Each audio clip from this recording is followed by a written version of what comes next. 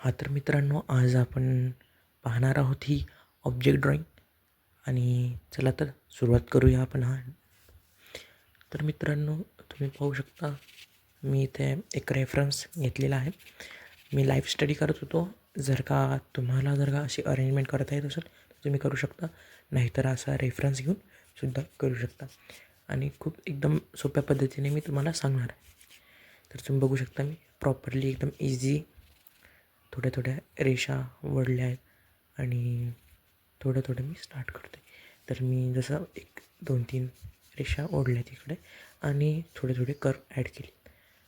आणि आता बघू शकता, मी थोडं इकडे आपल्याला वरती हे रेफरन्स फोटोमध्ये दिसतंच आहे की मी काय करते नेमकं. आणि बघू शकता, जिथे जिथे डॅक्स व्हॅल्यू मला दिसत आहेत, जिथे मी फक्त एकदम लाईन वाईज आपल्याला करायचं आहे. बिलकुल पण स्टार्टिंगला कर्व ॲड करू नका. ओके. जर का तुम्हाला थोडा एक्सपिरियन्स असेल तर तुम्ही करू शकता. जर का तुम्हाला प्रॅक्टिस आहे थोड्यापैकी, मला प्रॅक्टिस आहे त्याच्यामुळे मी स्टार्टिंगला कर्व ॲड करतो थोडेफार, जास्त नाही. आता बघू शकता तुम्ही, मला एक मार्जिन पाहिजे होती. मी पाहत होतो की कोणत्या कुठपर्यंत हे एवढं येऊ शकते. तर मी एक लाईन मारली आणि इकडं बघा, आता इथं डायरेक्ट मी ना तर मी जशा पद्धतीनं करतो तसे तुम्ही माझ्यासोबत करा, जेणेकरून तुम्ही प्रॉपरली स्टडी करू शकाल. हा व्हिडिओ जर का तुम्ही यांची थोडीशी स्पीड वगैरे कमी केली तर तुम्हाला हा अजून चांगल्या प्रकारे समजून जाईल. मी थोडा याची स्पीड वाढवली कारण की व्हिडिओ खूप जास्त मोठा होऊन जातो आणि तुम्ही लोक बघत नाही प्रॉपरली लास्टपर्यंत. त्याच्यामुळे मी थोडा स्पीड वाढवला आहे. तर पाहू शकता, मी प्रॉपरली कर्व वगैरे जोडतो आहे आणि जसं रेफरन्समध्ये मला दिसतं आहे तसं मी करतो आहे. ओके. आणि जर का तुम्हाला लाईव्ह स्टडीमध्ये इंटरेस्ट असेल तर तुम्ही अशी अरेंजमेंट नक्कीच करून बघा, ट्राय करा एकदा, जेणेकरून तुम्हाला कळेल की नेमकं असते काय की लाईट कसा येतो आहे, काय करतो आहे, कशी पोझिशन आहे. आता मी पहिल्यांदा फर्स्ट टाईम यूज केलं, मजा आली मला खूप जास्त. आणि मी केलं प्रॉपरली. आता मला स्केचिंग तर येतेच, त्याच्यामुळं काही प्रॉब्लेम नाही जास्त. ओके. आणि आता बघू शकता, आता तुम्हाला दिसत नसेल तो बनाना रेफरन्समध्ये, पण इकडं आहे मागं, कारण की मी लाईव्ह स्टडी करत होता टायमाला. थोडाफार तो म्हणजे मी जसा ठेवलेला त्याच्यामुळे तो दिसायचा. तर मी टोमॅटो काढायला घेतलं इकडं आणि जसा शेप दिसतो मला तसं मी करतो. आणि प्रॉपरली मी जोडते, किंवा लाईन वगैरे जे असेल तुम्ही लाईन करा बरं, कारण की जर का तुम्ही बिगिनर असेल तुम्ही लाईनपासून स्टार्ट करा. आणि जर का तुम्हाला लाईन जशी लाईन मी बनवते, मी लाईन मी सांगत नाही आहे. जर का तुम्हाला प्रॉपरली एकदम बेसिकपासून जर काही व्हिडिओ पाहिजे असेल तर मला नक्की तुम्ही कमेंट करा. मी नक्कीच सेकंड व्हिडिओ तुमच्यासाठी तोच बनवला. ओके. आणि थोडासा व्हिडिओ इथं कटला आहे, म्हणजे फ्रेममध्ये नाही, तरी पण थोडंसं ॲडजस्ट करून घ्या. ओके. आणि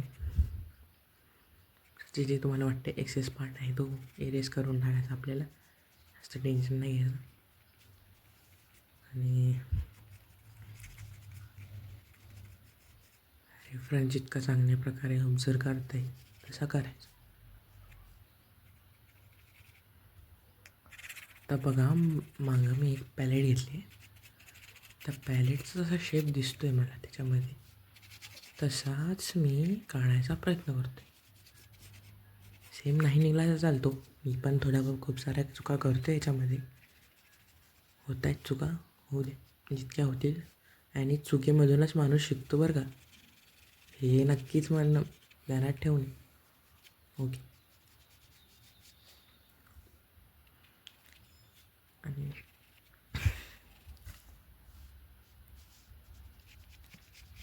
प्रॉपरली याला बघू शकता तुम्ही, थोडंसं हायलाईट आहे तिथं, म्हणजे शॅडो दिसते तुम्हाला, शॅडो आहे.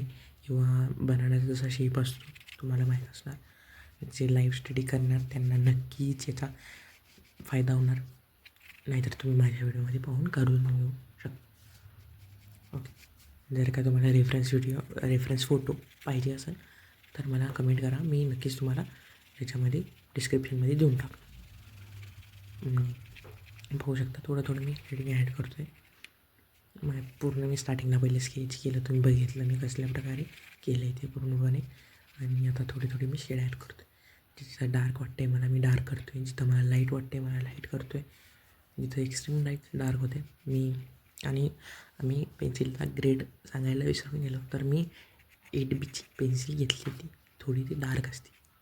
ओके, तर डार्क पेन्सिलचा यूज करा किंवा लाईट जे तुम्हाला वाटेल त्या प्रकारची करा. आपल्याला कोणत्याच ग्रेडचा मॅटर करत नाही. फक्त जर का तुम्हाला एकाच पेन्सिलला सर्व स्केच करताय, जेवढी डार्क उचलता येईल तेवढी उचलून घ्यायची आणि तिने स्टार्ट करून घ्यायचं. ओके, तर त्याच्यामुळेच मी स्टार्टिंगला पेंट यूज केली, नंतर मग डार्क.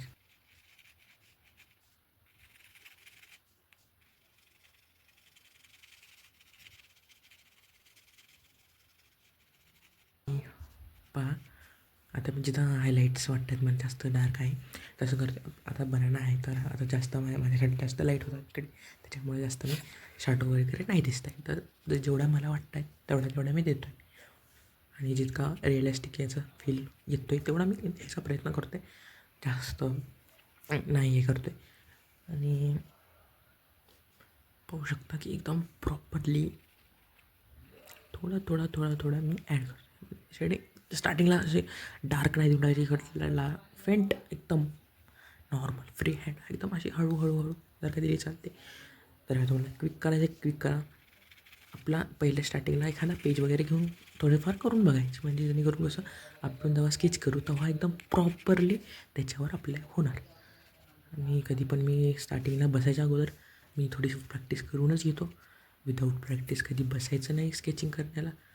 आणि कारण की विदाऊट प्रॅक्टिस जर का बसलो आपण आणि प्रॅक्टिसच करतो तसं पण तरी पण याच्यात चूक झाली तर चालेल, पण स्टार्टिंगला जर का करून घेतलं आपण तर मग तेवढा आपला कॉन्फिडन्स येतं लास्टपर्यंत करायचा. तर मी स्टार्टिंगला स्टार्ट केलं एकदम प्रॉपर होते त्याच्यामुळं मला इंटरेस्ट येत गेला आहे. मग लास्टपर्यंत फॉलो करत गेलं.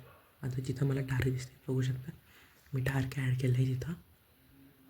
आणि तुम्हाला रेफरन्स थोडंसं इथं जिथं मी आता देतो तो हायलाईट तिथं थोडं कमी दिसत, पण तुम्ही हे करून घ्या ॲडजस्ट थोडं. जर का तुम्हाला रेफरन्स लागला तर कमेंट नक्की करा मला. आणि हा व्हिडिओ जितका तुम्हाला शेअर करता येईल, जो मित्र तुमचा करतो आहे स्केचिंग वगैरे करते, मैत्रीण वगैरे जे करत असेल किंवा कोणता लहान मुलं असतील किंवा तुमचे कोणी लेकरं वगैरे असतील त्यांना बिलकुल